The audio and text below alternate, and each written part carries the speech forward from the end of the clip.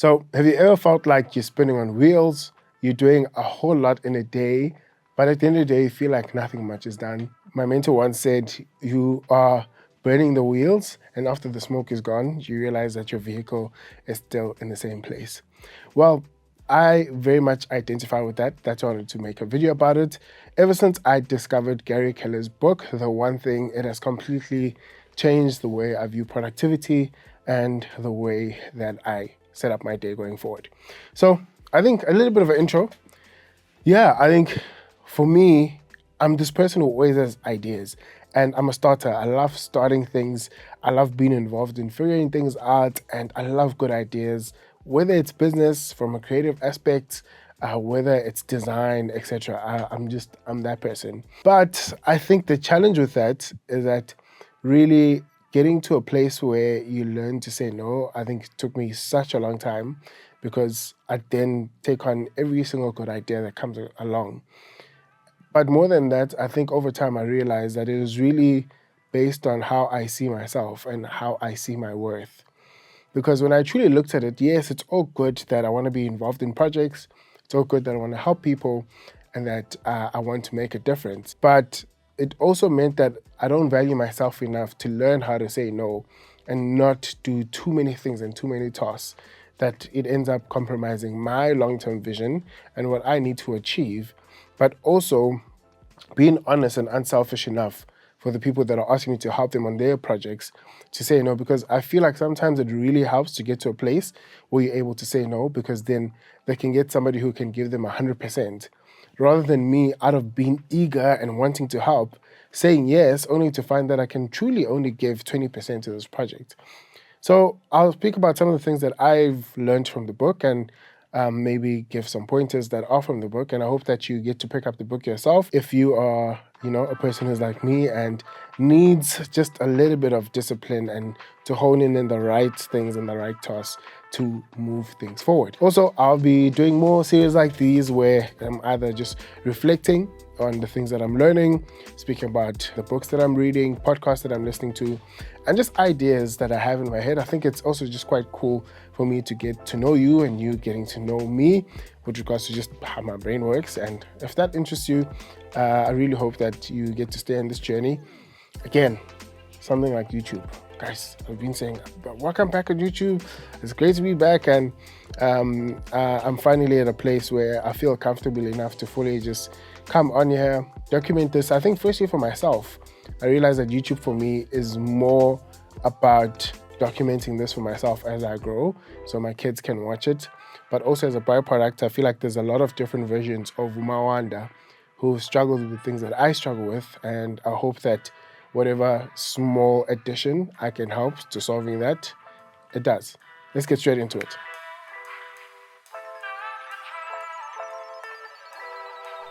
My first point that I took from the book is understanding the domino effect, that success is both sequentially and not simultaneously. Meaning that the more I really hone in on a task and the more I really hone in on being disciplined in doing something, the more the sequence continues to grow. And as that domino effect grows, I get better at it, I get more done, I learn more as a byproduct, rather than spreading myself too thin, just trying to get all of it done, only to realize that within the same 24 hours I have, as everybody else does, I haven't done as much because I'm trying to get a lot done. And just that myth of thinking that I can multitask. Don't get me wrong, there are things that you are able to multitask, but I think when you are really trying to go into a state of flow, deep thinking, you want to solve complex problems, or you really just want to move the needle forward, I really do think that that sequential way of doing things does help. Focusing on the question. I think this question is so good if you're a person that likes to do a to-do list or you like journaling. I think this really helps me get myself to a place where I really come back and declutter all the noise. My mind is busy. I feel like I have 50 conversations with myself all at once. But asking this one question just really helps eliminate a lot of that and zone in on what can best move the needle forward today.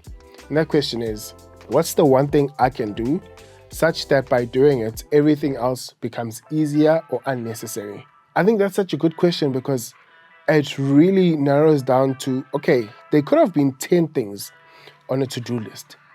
But when I ask myself, when I look at these 10 things on the to-do list as to what's the one thing I can do such that by doing it, everything else becomes easier or even unnecessary.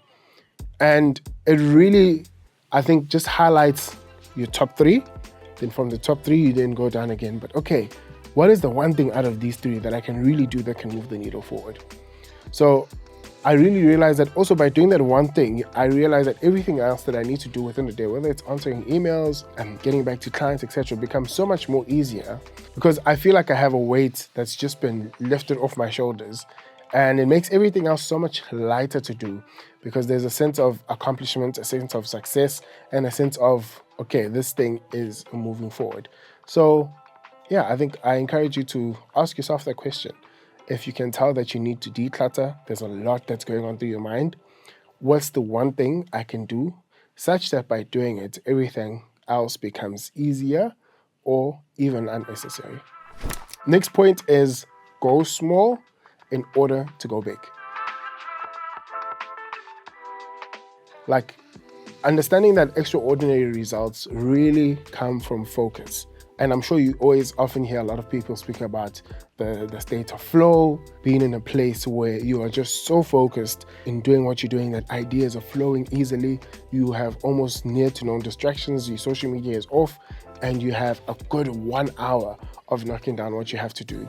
But for me, it's that the extraordinary things really do come from the small atomic habits. See what I did there? It really does come from that. So also going back to that, okay, how can I make sure that these are done well, but over a period of time, such that it makes such a huge difference? I often like the analogy of the stone. They often show you this analogy of you get the stone and it just gets a small drop of water that is hitting it. Small drop. Now, in a month, that's not going to make a difference. But give that 10 years, you'll come back to that same stone and you realize that that drop is actually going through the stone. It's carving out a place within the stone as if something heavy has been hitting it. But no, it's just that drop consistently every single day, periodically, that is hitting the stone, and something so strong can end up succumbing to that drop. So I do think focus on the small important things that can become that drop on your stone. This one is my favorite one. It's time blocking. Like, I think it's my favorite one because I struggle with it. I'm that person who goes to sleep with things that I have to do.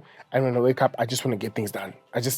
And I find that the things that I want to get done are a lot of things that take up time, but take away from the important deep thinking that can move the needle forward, get in the right clients, whether it's for my team, etc. So time blocking is, from the book, it describes that your first 4 hours within the day are non-negotiable to focus on your one thing. If your one thing right now is writing a book, your first 4 hours of the day are unnegotiable. It's going towards that. If your one thing is growing your clients, first 4 hours of the day is the question. What's the one thing that I can do such that by doing it, it makes everything else easier or even unnecessary? First 4 hours of the day, that's what you tackling that. You're putting yourself in a state of flow. You make sure that everybody in your team, in your family, knows that, okay, these first 4 hours, unless it's an emergency, I will book things around it. I will give them the time and space to make sure that it happens. And obviously, I understand that 4 hours is not the same for everybody else because we all don't have the same time and the same timing. But if we're really serious about it, we can allocate our time in such a way that it allows us to get those 4 hours. One, you can wake up earlier. Two, if you really can't get it done in the morning, you can make time within the evening. Even at work, even if you are employed by an employer, you'll actually be more productive at that workplace if you're able to carve out certain time that, okay, before when I come in, maybe for the first hour, I'll check emails, answer whoever I need to answer. But I need everybody else to know that for the next 2 hours or 2 to 4 hours, I'm doing deep work within my role And then afterwards, I'll book meetings, get involved, because that can distract you guys. You can go into a 30-minute meeting that can derail the deep work that you can be doing for your day. But if you build a company culture, or maybe at least a self-discipline culture, to say within the first 4 hours of the day, I'm going to time block it to make sure that I get the most done for my business, for myself, for the company that I have. Also, I think my biggest belief is also just realizing that usually what you can do within 8 hours, which is the normal hours for working, can truly be done within 4 hours. Because those 8 hours have, unnecessary conversations in between. They have meetings that don't, sometimes don't need a meeting, that just needed an email. They have phone calls that are coming in. You're answering, as you answer email, another one comes in. The next thing you know, you're spending 2 hours just answering emails. But you haven't really done the work that can move your KPI forward with regards to what you have to do. So have those first 4 hours to make sure. So for me, if I know that I'm very behind on post-production, but I'm very good with client communication, then I'll use those first 4 hours within the day to make sure that by the time I'm done, I've closed off projects, they're ready for review, or they're ready to be delivered. If I have a lot of personal brand strategy sessions and clarity sessions with my clients to hop on Zoom calls, then those first 4 hours are for that. I'll make sure that I schedule them together, one after the other, get them done, and then I can then go into the other things that I have to do. So I think the whole point is that it doesn't mean that you now have to be secluded and you don't have to communicate with others and you don't have to be participative, but it just means that time block, keep that time in for you. So what are some actionable steps that I took from the book that you could possibly apply immediately in your own personal life? So actionable step number 1, determine what's the one thing in your work or life that will create the greatest impact. I think what I also loved about this book is that it goes into what's the one thing, then you have the one thing for the different categories of your life. So for me, I created a one thing for my marriage. What's the one thing I can do for my relationships? The one thing for my finances, the one thing for my health. What's the one thing that I can do to make sure that it moves the needle forward? So identify what's the one thing that's going to create the greatest impact. But also, when you're setting your goals, determine what's the one thing I can do. Yeah, we overestimate so many things when it comes to goal setting that we end up not accomplishing them, or hooray if you do. But I do think that sometimes just knocking off that one thing can make everything better. So if the one thing for my marriage, for example, is every single Thursday, come hello high, we are going on a conscious date. Every single Thursday. We schedule and we prioritize everybody else in our lives, but we might not be prioritizing us. So for us, that's the one thing I know. That one thing is going to make a difference. We catch up, we reconnect, we look at our goals, we review things, we have fun, we laugh, we be there for each other. But I know that I'll still do everything else, but at least that one thing, just those Thursday dates, are going to make a difference. So do the same for every other area in your life. Number 2, as you heard it, schedule your power hours. Schedule your 4 hours, put them in your calendar on Sunday or Saturday, whenever you now have a sit down and you plan for the week ahead. You schedule those hours, and wherever you can't do it in the morning, then you schedule it in the evening. So you become flexible around it. But just make sure that it's scheduled, it's in your calendar, so that when someone asks, hey, can I see you for a meeting at this time? You look at your calendar, you're like, can we maybe not do it at 10? Can we do it from 12 onwards? So it also doesn't mean that you always not participating with others, but rather you're finding better ways to participate with them. Number 3, this is a big one for me. Learn to say no. Guys, this took me long. I think because of my people-pleasing tendencies, it took me such a long time to learn how to say no. But not in a rude way, saying no respectfully. If something doesn't align with your one thing, learn to say no, or learn to schedule it and prioritize it in a different time. That's not going to affect your one thing. But yeah, I know for me it was definitely something I had to grow in, and I found good ways to say no. Without being rude, without making the other or the next person feel unwanted or, I don't want to be around them. I've just have to find better ways for me that taught me how to say no. And maybe it's different for you. Some people don't have a problem saying no. Some people will say no straight up, anytime, any day. Yeah, Gwanda behind the camera is one of them. Actionable step number 4 is learning to build the right habits. And what I love most about this is not focusing on a million habits. Just learn to build that one habit until it becomes automatic. For example, if my one habit is making sure that I'm asleep by, 9, and I'm awake by 5, if I truly learn to build that habit, especially the waking up, is going to become automatic. I'm going to have a body alarm, and by 5 o'clock, I'm going to be up. But do it in such a way that it ends up being automatic for you and it doesn't feel like a hassle or hard anymore. Last but not least, actionable step number 5, which is learning to manage your energy. Guys, we all have different productive times and productive hours. Some people feel like in the afternoons, they could have the toughest conversations. Some people feel like in the morning, jump the frog, I'm going to make sure that I do the toughest things then. So I think really understanding your energy, and if you don't understand it yet, maybe for the next week, just take time out where you monitor your energy and you feel, okay, when do I feel best after doing the hard things? And that's when you usually know that, okay, I'm usually energized between 8 to 11. You have the best of me.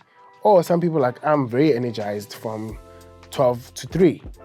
So learn to understand that, and then maybe in your times that you're most energized, you then block out your productive time and your time of focus. And that's when you know that's when my 4 hours is going to be. Yep, so that's my review and what I've been learning and still trying to apply till today from Gary Keller's book, The One Thing. Guys, I encourage you to pick up the book for yourself. Use it as a template, use it as a framework. And if you're like me and you know that you need help in these areas, I encourage you to get it. And like I said, as often as possible, I'm looking forward to be chatting more about such topics on my channel. As you know, my channel is about personal branding, entrepreneurship, communication, and online business. We are created to create, and I want to encourage every single person to awaken their creative abilities, to create the things that God has instilled within you, and to leave this earth with your cup empty. We all need to empty our cups. So looking forward to having you in the next episode. My name is Mohan Mapumulo. It's always a pleasure to spend time with you.